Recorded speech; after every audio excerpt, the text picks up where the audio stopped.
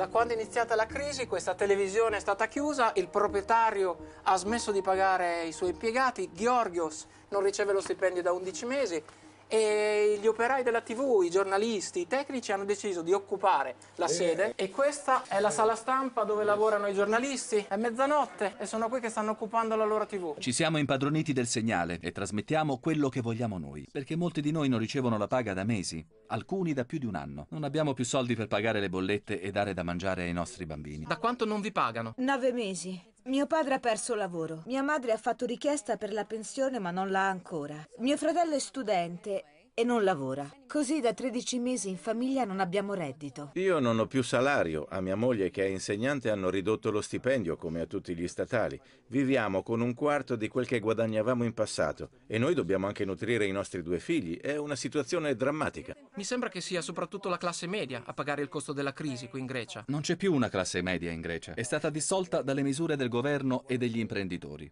Il mio collega Kostas, per esempio, è stato colpito dalla crisi più degli altri. È stato cacciato di casa perché non riusciva a pagare l'affitto. È diventato homeless e da un po' vive qui, nella sede della TV. Vivo qui da 3 mesi. Vuoi parlare? È dura. Non è facile ammettere che sei ridotto così. Ti vergogni? Sì, certo. Hai famiglia? Sì. Hai figli? Per fortuna no. A mia madre hanno anche tagliato di molto la busta paga. Lavora in un ospedale. Di quanto? Di tanto. È dura. Quando vedi che la Banca Centrale Europea dà i soldi alle banche greche e non a te, cosa pensi? Perché salvi le banche e non me? Io continuo a soffrire e tu salvi le banche. Molti dicono, le banche vadano a farsi fottere. Penso che in Grecia ci dovrebbe essere una rivoluzione violenta. Perché se non c'è una rivoluzione violenta, non cambierà mai niente. Il caso di Anastasia, 58 anni, è uno dei più difficili che Nikos Samoilis abbia mai affrontato. Anastasia non riesce a pagare più il mutuo della casa. Con i nostri consigli ce la farà? 10 anni fa conducevo un programma che si chiamava Arricchisciti investendo. C'era il boom dell'economia, ma l'economia ha dei cicli. È venuta la crisi e allora io ho iniziato la trasmissione I conti in tasca. Aiutavo la gente a salvarsi dai debiti. Quante persone hanno chiesto di partecipare? 20.000 famiglie all'anno. Altri 20.000 hanno chiesto aiuto, ma non volevano mostrare la faccia in TV. Ha davvero risolto i problemi di tutti? No, era impossibile. Ho visto che la gente piangeva. Piangevano all'inizio perché avevano problemi economici e qualche volta piangevano di felicità perché li risolvevamo. È surreale, perché ora è lei ad aver perso il lavoro ad Alter TV. Alter TV ha chiuso per fallimento. E non l'hanno pagata? No. La sua trasmissione si chiamava I conti in tasca. Come sono le tasche dei greci? In tasca i greci hanno un portafoglio vuoto. Anzi, non hanno neanche il portafoglio in tasca. La crisi ha cambiato la sua vita? Ho tagliato le spese, come tutti i greci. Ha famiglia? Sì, una moglie e 2 figli. E che macchina ha? Macchina? Io vado in metro. Non ce l'ha? No, l'ho venduta. Non avevo soldi per pagare le tasse.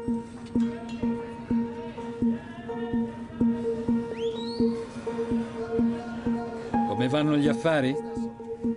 Vedi qualcuno qui al mio banco? 60% in meno. C'è la crisi? Io in tutt'oggi ho solo venduto 60 grammi di macinato a una nonnetta. Mai visto niente di simile in 20 anni che sono qui. Siamo morti! Siamo morti! Non abbiamo più denaro per vivere! Morissero tutti quei ladri dei politici.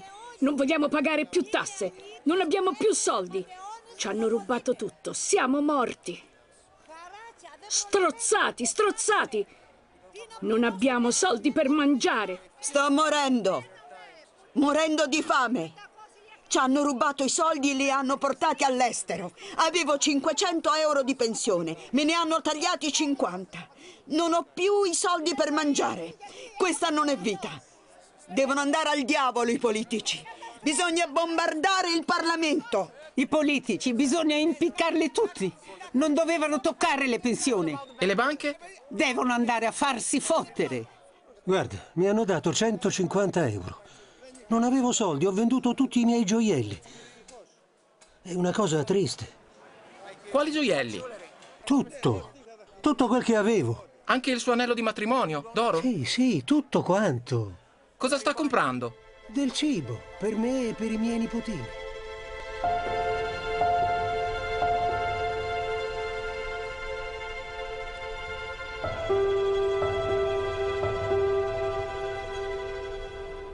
Il nostro bel governo ha messo una nuova tassa sugli immobili e ci costringe a pagarla assieme alla bolletta della luce. È un ricatto. Guarda la fila, è tutta gente che non riesce a pagare. Io ho pagato 850 euro, ma sono i soldi per tutto il condominio.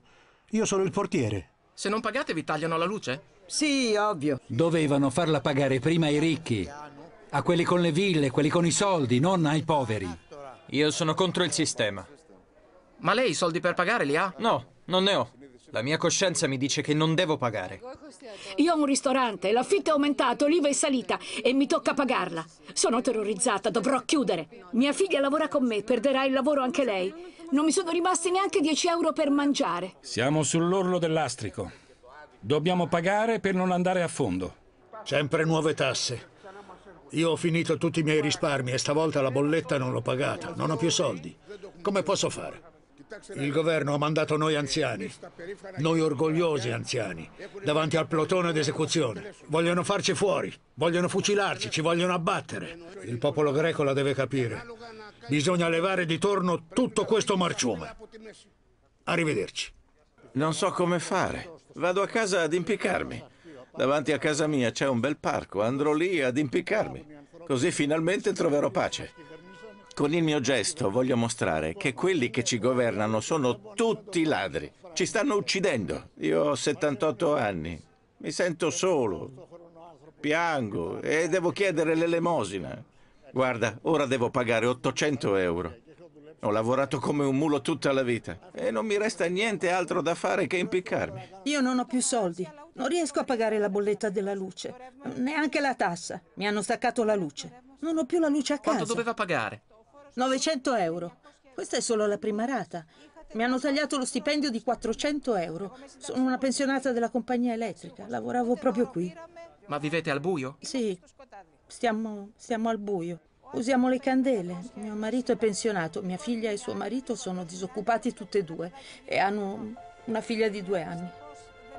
Vivono con i soldi miei e di mio marito. Viviamo come zombie.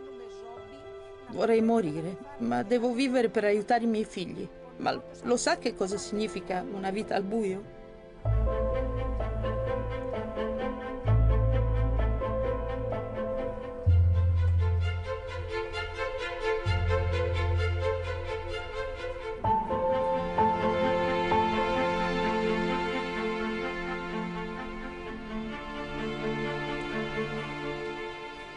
Ho pagato.